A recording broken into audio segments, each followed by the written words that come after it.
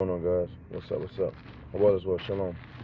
I'm sitting at the gas station, man. I'm gonna sit here wasting gas, but I'm in the Book of Psalms today, guys, and I want to break this down to you guys. This is about remembering God's chosen people. Remember your chosen people, and you and me, we are God's chosen people. And we seem to always feel like we forgot or left behind, but you know what? The most important love you can receive is God's love. That's all I can say to you. Um, I can say this from experience. This world isn't for God's chosen people. Um, this world is against God's chosen people. And it's always been like this since the beginning of time. Some people have it easier than others, but everyone has their own battles, and their own trials and tribulations. And sometimes, we make things worse for ourselves, like I said. And so when we get in situations that we feel like we can't find a way out, we tend to blame God for it.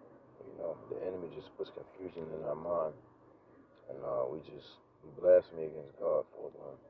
It's really not Him that's responsible for the things that we're facing. It's because of our own selves, and of course our forefathers, our ancestors, and those that were before us. And we basically here we gotta untie everything that they have caused. It's like a domino effect. A lot of children are suffering because of the previous generations. It's written. The fourth generation will basically bear all the sins and the iniquities of their fathers. And you can break that curse, but you have to be made whole again. You have to become a new priest. You have to put on a new man. You really have to break off these. You have to do a whole bunch of denouncing certain generational curses that your forefathers and your ancestors went into. You got to figure out what kind of sins they went into as well. You got to break like inheritance, whatever diseases, sickness that you see in your family. You got to break those type of curses or whatever things that be going on in the family that you see repeating, like anti-marriage, no one gets married, or when it comes to sickness or diabetes, high blood pressure, you gotta break those curses as well. And those things are demons. For every name it is, it's a spirit. So when those demons see you springing forth, or they can tell you're gonna make a change because they see before we do. They're gonna come after you and do all they can to prevent you from stepping in the light, especially when it has to deal with God, especially when it's dealing with bringing a change for your generation. This is why people get killed actually, and because these demons are really they'll start hijacking any and everyone to prevent you from being successful, from being able to fulfill your purpose. So human agents, human spirits, like monitoring spirits, familiar spirits, they take a hold of people, and they can slow down your success. They can stop. They can curse you. They can speak against your name. Spiritually wise, these demons in your bloodline, they operate in altars and covens, and they even operate through the people who are into tarot cards and into who are into spells, and they curse you. So that's why the wickedness in this world is deeper than you could ever realize. It's only through it's because of a lack of knowledge that we perish because we don't know what we're really up against. So that's why it's really important to sin less as possible, and to walk with God always at all times, and not God never wanted us to deal with tarot cards and crystals and things like that. Those are abomination to Him, and they open doors, and that's why there's so much evil in this world now because we're doing abominable things, and it really just backfires. So yeah. Other than that, I'm gonna start. I'm in Psalm 74, and I'm gonna start from 70. I'm gonna start from 3. It says, "Lift up thy feet into the perpetual desolations. Even all that the enemy has done wickedly in the sanctuary, thy enemies roar in the midst of the congregation. They set up their ensigns. A man was famous according as he had lifted up axes upon the thick trees. But now they break down the carved work thereof at once with axes and hammers. And they have cast fire into thy sanctuary. They have defiled by casting down the dwelling place of thy name to the ground." So desolation. So basically, history repeats itself. The world was desolate before, and it's becoming desolate again. You can see with everything going on. You see the wars. In the book it says kingdoms will rise up against kingdoms, nations against kingdom, and rumors of wars. It's gonna be false prophets. People are gonna say they come as the Lord Jesus Christ, and they're gonna be the false Christ. That's gonna be going on. So it says desolation, perpetual desolation, even though that the enemy has done wickedly in the sanctuary. So today, people have defiled this God's sanctuary, and God is going to recompense. He's going to come. He's going to come in wrath. And of course, He's letting Satan do what he does because we are disobedient. So it says, verse 4, thy enemies roar in the midst of the congregation. They set up their ensigns. So people, even within the church, they're going against whatever God stands for. Everything that God stands for, they're going against it. They're spreading false doctrine. They're misleading people, giving people what's it called? Prophetic teachings to make people feel good. And then people giving false visions, prophesying, saying people, God told me this is going to happen for you, things like that. So God is against even the prophets, fake false prophets that's telling people false visions and lies. He's going to destroy those type of people. People setting up ensign for signs, so you can look around. Everything you see is against God. These emblems, these brands, is totally against God. And people have totally worship brands, and they made it a religion. And so verse 5, a man was famous according as he had lifted up axes upon the thick trees. So they're doing abominable things. It says they have cast fire into thy sanctuary, they have defiled by casting down the dwelling places of thy name to the ground. So even for us, we don't respect God's statutes or His commandments or His precepts.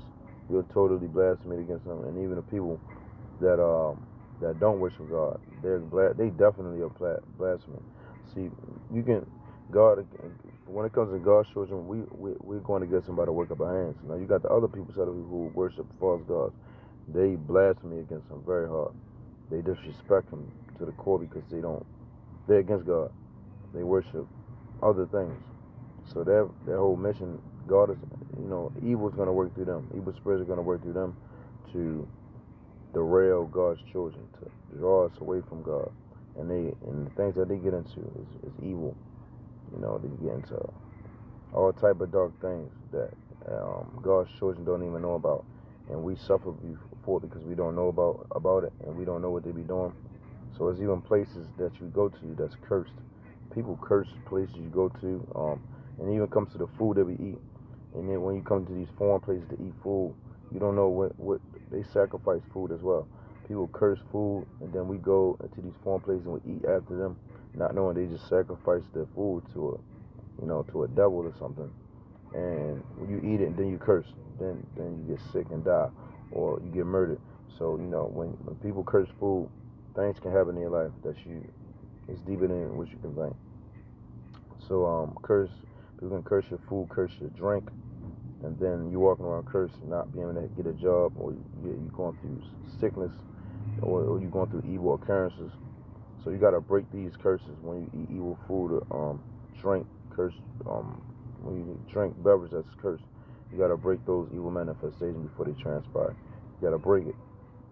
And it says, they said in their hearts, let us destroy them together. They have burned up all the synagogues of God in the land. So in the end times, people are going to be coming against God's children, wanting to tear down even churches. And you've seen that over and over when people shoot up in churches.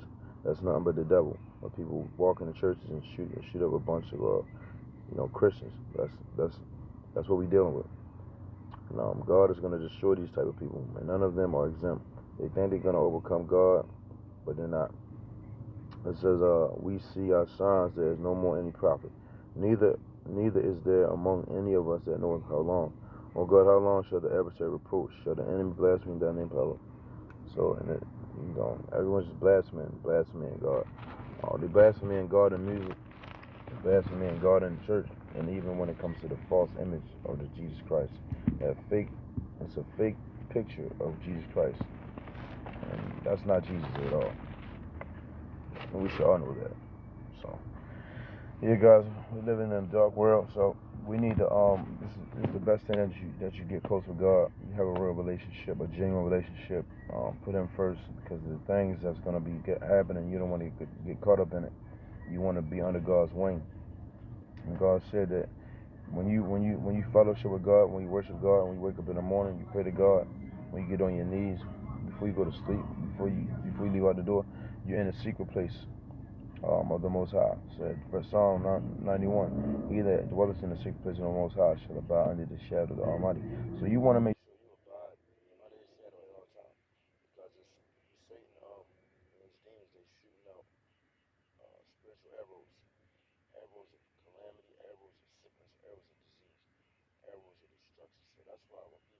go to patient first. The doctor say you got this disease and sickness. You don't even know how you got it. You can get it spiritually. So you can even through sex, you can get spiritual sexual diseases, STDs, transmitted demonic transmitted diseases. So that's why you should watch who you hang with. It's not good to have sex out of wedlock. That's why God said get married. Don't be filled with lust, because all of these things backfire and it defiles the man's soul and mind and body. And some people are sex addicts just because they couldn't stop having sex. Then they get possessed by a spirit of lust. That turns you into a deeper, that transpires into another situation. And God also actually even said, so when a spirit leaves the man, once you say you get delivered from being a sex addict or thing, that spirit that leaves your body, it he brings that same spirit that left your body, comes back with 7 more spirits worse than itself. That makes the state of that person worse. So I forgot what scripture it is, but it's about 7 spirits. He brings back 7 more spirits wicked in himself, and the state of that man is worse. So then you find that man cutting people in pieces, things like that. So there's many things that people don't understand. We gotta be more wise. We gotta learn from our mistakes, and of course, learn from the people that succeed what they're doing and why it's happening. God said not to steal, kill, destroy, and not to bear false witness, not to defraud your neighbor. So all these things is a consequence. God said no bad deed goes unpunished. So you can't go through life without repenting. You can't go through life feeling like you can just do whatever you want. You gotta have some type of conviction. If a person has no conviction in his heart and mind, body, and soul, you might want to stay far away from those type of people. Anybody that you seeing them doing wicked things and they laughing at it, that's a spirit within them. They can demonically be influenced and they can imbalance and they need deliverance. So that's all I got for you guys today. We're God's chosen people. We're not of this world. We're separate. We consecrated. God said to consecrate yourself, separate from the world. Focus on Him. Make Him a part of your life. Put Him first. He will bless you beyond wonders.